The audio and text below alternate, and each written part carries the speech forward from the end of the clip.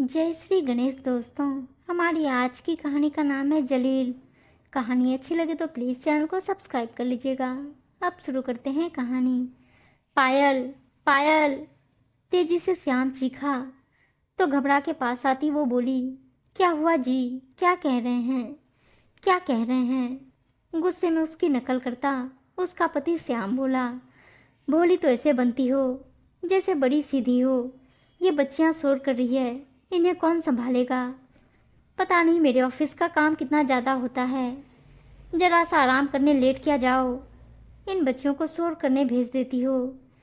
जी मैंने भेजा इन्हें, मैं तो नन्हे को सुला रही थी, मुझे तो पता भी नहीं। अब जुबान लड़ाओगी मुझसे? श्याम लाल पीला होते बोला। पायल ने झट दोनों लड़कियों को अपनी तरफ खींचा और चल दी कमरे से। उसकी आंखों में आंसू भर आए थे। वो यथासंभव कोशिश करती कि श्याम जब घर आते तो बच्चों को शांत रखे, पर छोटे छोटे 3 बच्चों को अकेला संभालना काफी कठिन होता।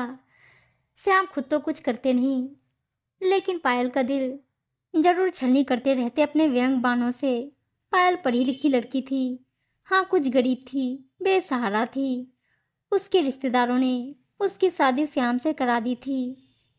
शायद श्याम उसी का बदला लेता था उसे, कि इसे कुछ भी कहे कोई नहीं इसका जो इसकी बात सुनेगा या मुझे गलत कहेगा। कुछ दिनों बाद श्याम की माँ कुछ दिन उनके साथ रहने चली आई। उन्होंने भी नोटिस किया कि श्याम बात बेबात पर बहू पर नाराज होता। बेचारी दिन रात सीधी गाय सी काम करती और वो जब तब उसे जलील करता। एक दिन श्याम को पायल के किसी दूर के रिश्तेदार मामा के यहाँ फंक्शन का न्योता आया। पहले तो श्याम को बड़ा आश्चर्य हुआ कि ये कौन मामा निकल आया इस कंगली का, जो शादी के वक्त नहीं था। पायल बहुत उत्साहित थी और उसे उम्मीद थी कि उसके मामा जी, जो विदेश से आए थे और काफ़ी सुलझे हुए भी थे, श्याम को जरूर समझाएंगे कि उसे पायल से ऐसे दुर्व्यवहार नहीं करना चाहिए। यूँ तो श्याम जाना नहीं चाहता था, पर जब उसकी माँ ने जोर दिया तो वो पायल और सब बच्चों के साथ वहाँ जाने को राजी हुआ और उस दिन के ट्रेन की टिकट ले आया। सब सामान रखने की आपाधापी में पायल ने कोई ज़रूरी सामान नहीं रखा कि श्याम का पारा हाई हो गया।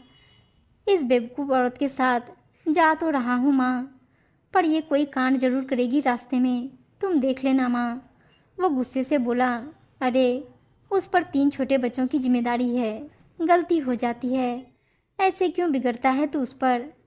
हर समय दुर्वासा का रूप धारण करना जरूरी है माँ। श्याम भौचक्का हुआ, आपको भी मेरा कसूर दिख रहा है, इसने जरूर आपको मेरे खिलाफ भड़काया है। देख बेटा, उसकी माँ बोली, ये सीधी लड़की है, अगर तुझे पलट के जवाब नहीं देती तो इसका मतलब ये नहीं कि वो गूंगी है। उसकी भी कुछ भावनाएं, इच्छाएं हैं। हर वक्त क्यों नाराज होता है? किसी दिन उसे गुस्सा आया तो संभाल नहीं पाएगा उसे, कह देती हूँ। इससे गुस्सा आया, क्या मजाक करती हो माँ तुम भी? श्याम हंसा और पायल से बोला, अब चलें, अगर सब तैयारी कर ली हो आपने मैडम। उसकी टोन में व्यंग छुपा था, लेकिन पायल कुछ न बोली, बस चुपचाप हाँ में सिर हिला दिया। बच्चियां पहली बार ट्रेन का सफ़र कर रही थी, बड़ी खुश और उत्साहित थी। शोर मचाते एक एक खिड़की की सीट हथिया ली थी उन दोनों ने। श्याम जब डिब्बे में घुसा, चीखते हुए बोला, जरूर तुम्हारी बेअक्कल माँ ने तुम्हें बैठाया होगा यहाँ, चलो हटो उधर से, बीच सीट पर बैठो। उन्हें साइड कर वो खुद खिड़की की सीट पर पसर गया। बेचारी पायल सामान भी लिए थी और छोटे बच्चे को भी उसकी आंखें छछलाई। पति की संवेदनहीनता पर एक पुरुष होकर सीट पर पसरा पड़ा था और वो छोटे बच्चों के साथ सामान भी सेट कर रही थी और उसकी कड़वी बातें भी सुन रही थी। अगले स्टेशन पर एक खूबसूरत सी महिला डिब्बे में चढ़ी। पायल उसे देखने लगी। गुलाबी रंग की साड़ी ब्लाउज में वो काफी सुंदर लग रही थी। बालों पर काला धूप का चश्मा अटका था, होठों पर लाल लिपस्टिक, कंधे पर झूलता पर्स और लंबी चोटी कमर पर बल खाती हुई थी। उसने देखा कि दिन के समय ही ये आदमी श्याम पूरी सीट पर आराम से पसरा हुआ था। पायल सहम गई कि कहीं ये उसके पति से जगह ना मांग ले बैठने की। वो जरूर झिड़क देगा उसे। लेकिन पायल को जोर का झटका लगा जब उस औरत ने श्याम से सीट मांगी और श्याम उछल के बैठ गया। यहाँ तक भी ठीक था। उसने अपनी तौलिया से सीट को झाड़कर साफ भी किया उसके लिए। ओहो, ऐसी कौन तोप है ये जो उसका पति तक डर गया उससे। पायल उसे गौर से देखने लगी।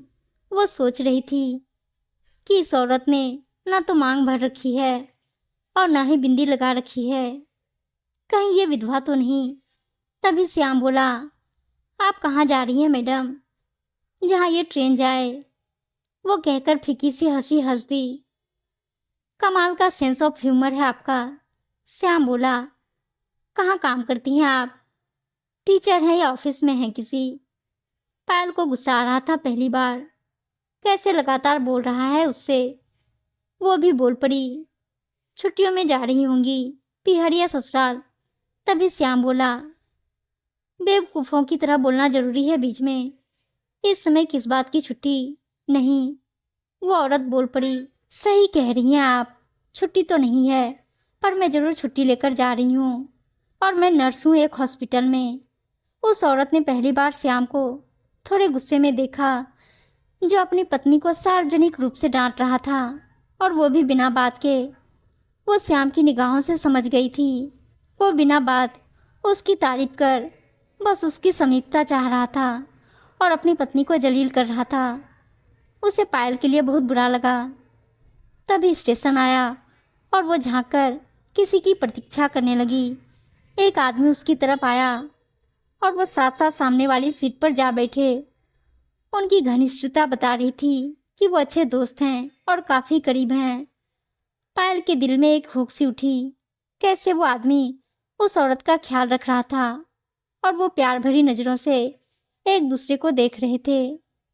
एक उसका पति श्याम था, जिसके लिए उसने सब कुछ किया, पर उसकी आंख तले उसका किया कभी आता ही नहीं था। 3 बच्चे पैदा किए, पर उनकी जिम्मेदारी अकेली वो उठा रही थी। हर समय उसे नीचा दिखाता। आज एक अजनबी औरत के आगे बिछने को तैयार था। पायल ने देखा उसका पति खराटे मारकर सो रहा था। उसका नन्हा बेटा रोया, शायद उसे प्यास लगी थी।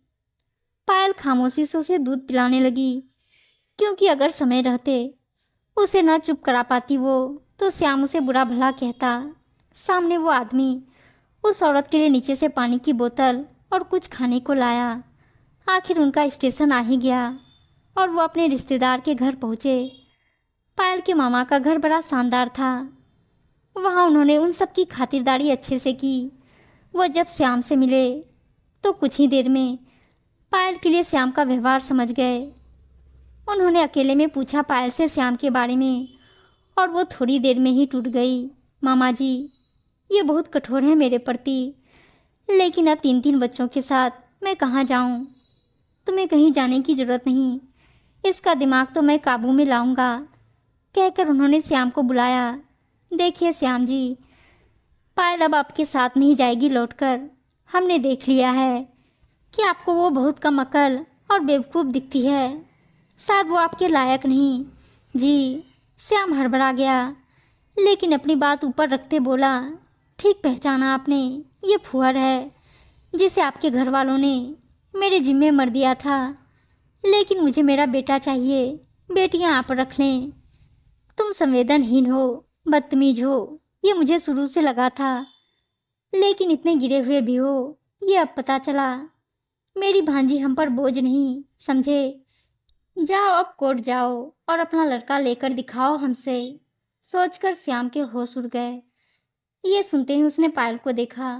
थोड़ा घुरा, शुरू में गुस्से में, डर जाएगी, लेकिन पायल के चेहरे पर आज कोमलता नहीं थी। उसका चेहरा पत्थर की तरह सपाट और कठोर था। पायल, सुन लो, तुम्हारे मामा जी क्या कह रहे हैं। आज मेरे साथ ना गई तो कभी पलट कर नहीं आऊँगा, उसने धमकाया उसे। परवाह नहीं, पायल बोली, बहुत समझौते किए पूरी जिंदगी मैंने तुम्हारे साथ, लेकिन अब और नहीं करूँगी। एक सहारे और मार्गदर्शन की ज़रूरत थी मुझे, और कमाकर अपने बच्चों को पाल ही लूँगी। लेकिन तुम्हारे जैसे लंपट आदमी के साथ और नहीं रहूँगी। रास्ते चलती औरतें तुम्हें पसंद है, और अपनी औरत जो इज्जत और सम्मान करते नहीं थकती, उसमें दोषी निकालते मन नहीं भरता। जाओ, आज मैं तुम्हें छोड़ती हूँ। पायल के चेहरे पर एक दृढ़ता थी। वो अपनी नई जिंदगी शुरू करने जा रही थी, जिसमें ऐसे लोगों की बिल्कुल ज़रूरत नहीं थी जो उसके आत्मबल को तोड़ने का काम करते आए थे। अब श्याम के पसीने छूटने लगे। उसने तुरंत गिड़गिड़ाते हुए मामा जी और पायल से माफ़ी मांगी। पायल ने उसे माफ़ कर दिया, क्योंकि अब मामा जी का साथ था। श्याम कुछ गलत नहीं करते, और बच्चों के सर से पिता का साया नहीं हटाना चाहती थी। उम्मीद है दोस्तों कहानी अच्छी लगी होगी, और अच्छी अच्छी कहानियाँ सुनने के लिए चैनल को सब्सक्राइब और वीडियो को लाइक शेयर ज़रूर कर दीजिएगा। धन्यवाद दोस्तों।